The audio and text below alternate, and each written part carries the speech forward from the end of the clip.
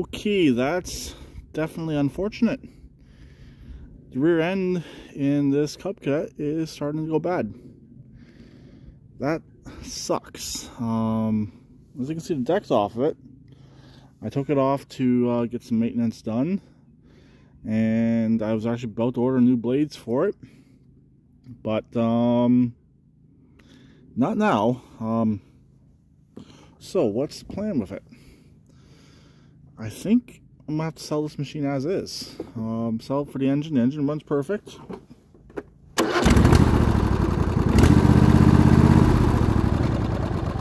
So it's showing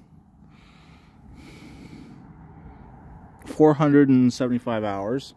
So maybe that's what these will only really run, about 475 hours, and they EOL themselves. Could I do the rear end? Potentially. I still have 2 MTDs to pick up from my tractor haul. They both have rear ends. I believe they're both the F&Rs, and they should be this style of an F&R. But is the machine worth it? No. The machine is pretty crispy around the edges. It's solid, but it's crispy. Unfortunately, I just bought a brand new battery for it in anticipation of fixing this machine to sell it. Tires are decent on it, so I think this one's actually going to go up for sale. I'll sell it with the deck. Like I said, the deck is solid, so that's unfortunate. So I guess time of death for the rear end, 475 hours. Engine still runs perfect. These Briggs engines are known to run well over 1,000 hours. This really came on kind of quick, but when I got this machine, the rear end was stuck. The pulley would not move. It wouldn't really do anything at all. I was able to break it loose, and I did drive it around before, but maybe since the warmer weather's here and the rear end itself is warming up and it's showing its issues.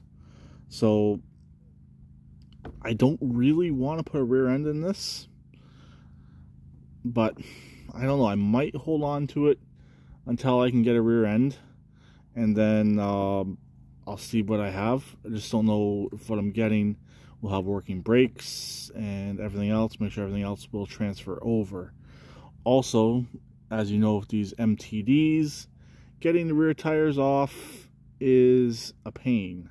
Considering I just broke an axle yesterday on an MTD white. So I don't know. I think it's better off as a parts tractor, to be honest. Sell it for the engine. May or may not include the battery. We'll see. But there we go. This is probably going to be the end of this machine and its series. It's definitely unfortunate. But this machine did sit around for about 3 years before I purchased it. That's why the engine was so full of brush and stuff like that. But as you can see, the engine's all back together. It's all pressure washed. It's looking really good up front. It does need a voltage regulator.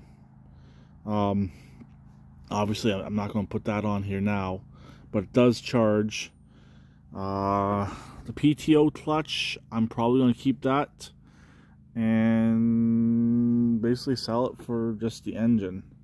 I think I want the PTO clutch for another machine. Yeah, so unfortunately that's the way she goes. Like I said, time of death about 475 hours for the transaxle. Still runs and drives, but it scrapes pretty bad. And it's not the brake scraping, it's not the pulley scraping. It's every revolution, pretty much. I might try driving around a bit more, see if it goes away, but I've just driving around quite a bit and nothing's changed. So yeah, there we go. I'll talk to you later. Please keep it redneck like always, and please subscribe and comment.